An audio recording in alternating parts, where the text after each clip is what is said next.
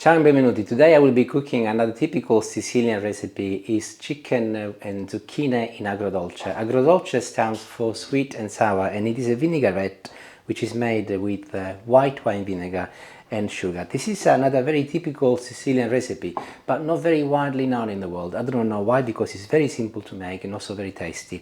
But I'm telling you all of the Sicilian recipe secrets in my channel. So I'll just briefly run you through the ingredients so that you can see how simple it's going to be.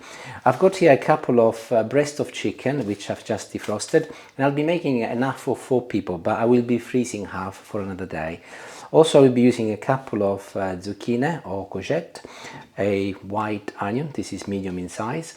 I mentioned the vinegar and the sugar, and I will be complementing my dish with some capers and also some olives over here.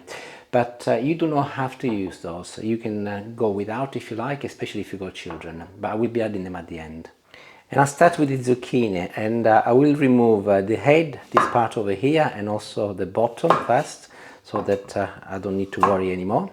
And I'm now slicing them diagonally, anything between half a centimeter and just under 1 centimeter. Here I'll show you one to give an idea, like this.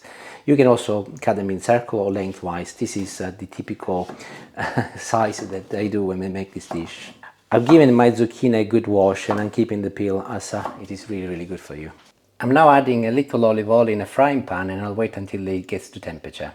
Using one of the little zucchini, I'll check to see if the oil is at temperature, and it is, as it's sizzling, so I can add them all now.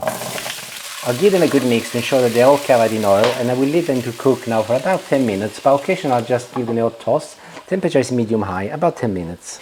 In the meantime, I'll get my chicken ready, and I'll show you what I do. As I mentioned, I've got a couple of breasts, so all I'll do today is to just chop each breast in half, and I'll give me 4 meals, 2 today and 2 for another day. So as you can see, I just get a nice sharp knife, and I'll place the chicken on my board. I'll just move this out of the way, and very gently, making sure that I keep the knife horizontal. I'll just go through it, and I will get a couple of pieces from each breast. You can also buy sliced chicken breast, or you can also use sliced turkey if you like, or if you're not comfortable in cutting your own chicken like this, ask your butcher. I'm sure that they will do it, no problem at all for you. And I'm back on the hob, and using a little brush, I'm now spreading a little olive oil on the surface of the griddle. Just like the zucchini, the temperature is medium-high, but it's still not at temperature, so I'll wait another 30 seconds or so.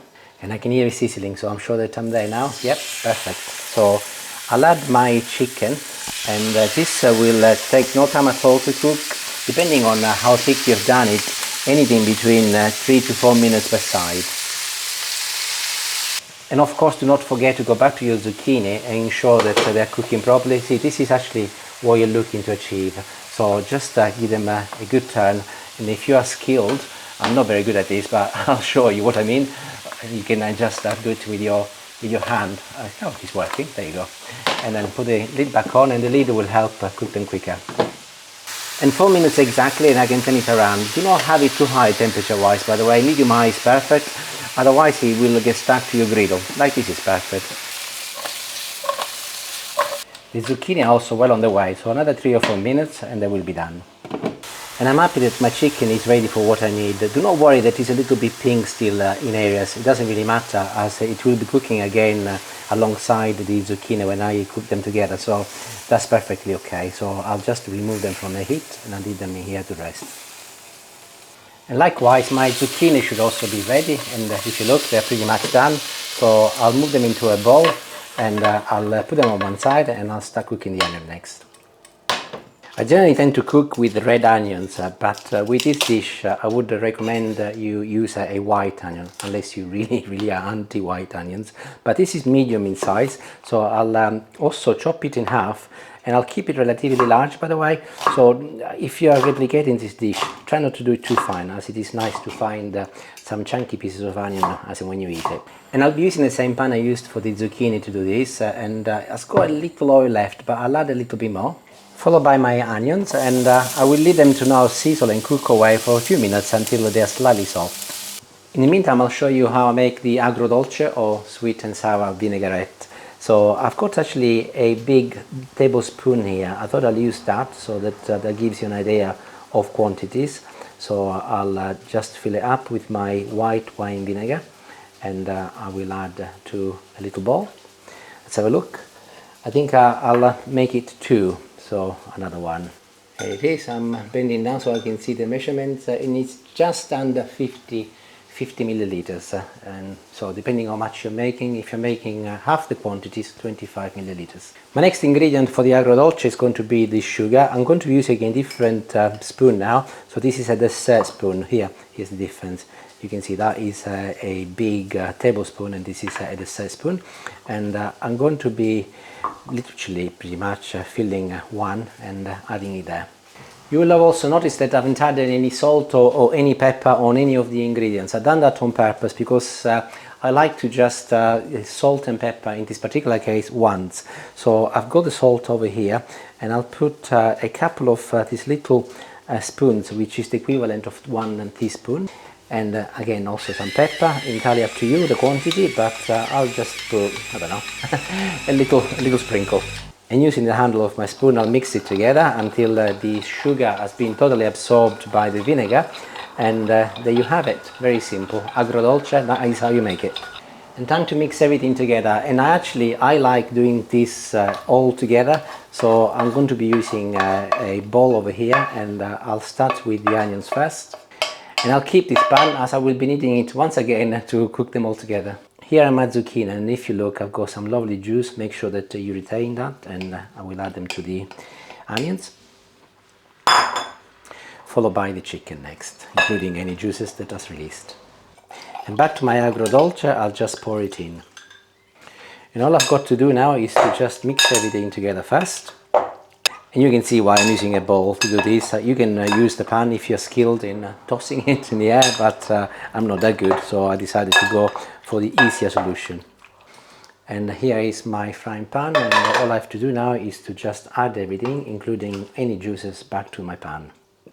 And I'm now rearranging my ingredients to ensure that the chicken touches the base of my pan and everything else is around it or on top. It doesn't really matter.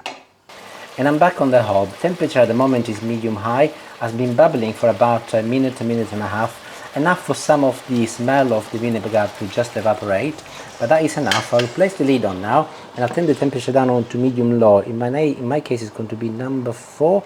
If you've got a gas hob, then it's on minimum, and I will leave it with the lid on. I will not touch it for the next 10 minutes so that it retains all of the juices, and then after that I will be adding the olives and the capers, but I'll show you that, of course. See you then. So 10 minutes have passed, and the first thing to do is to ensure that when you lift the lid there is any more smell of strong vinegar. There is a little, but that's normal, but it's pleasant now. The first thing I'll do though, before I add any more olives or any capers, so I'll just turn my chicken so that I'll cook it both ways.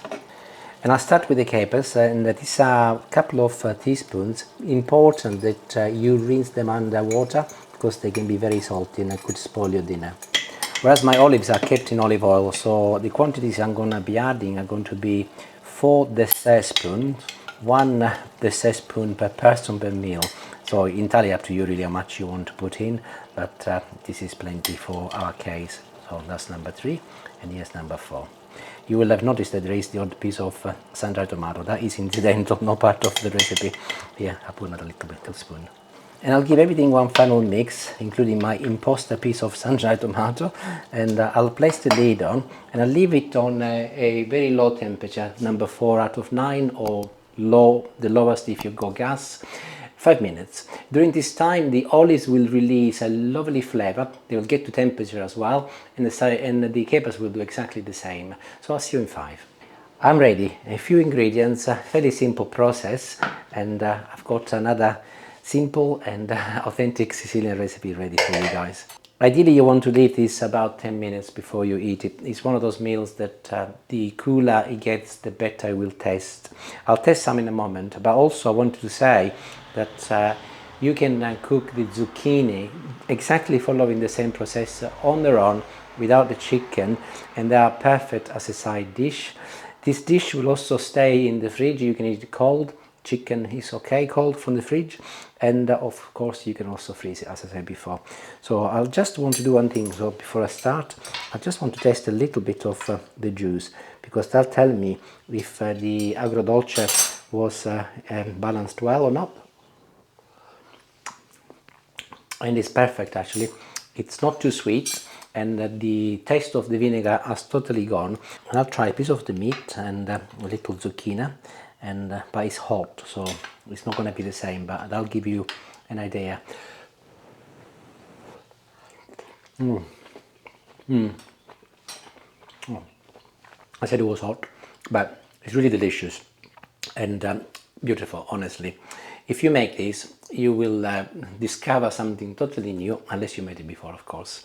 But try it and let me know if you do, and thank you for watching once again. Arrivederci, grazie, and buon appetito. Ciao.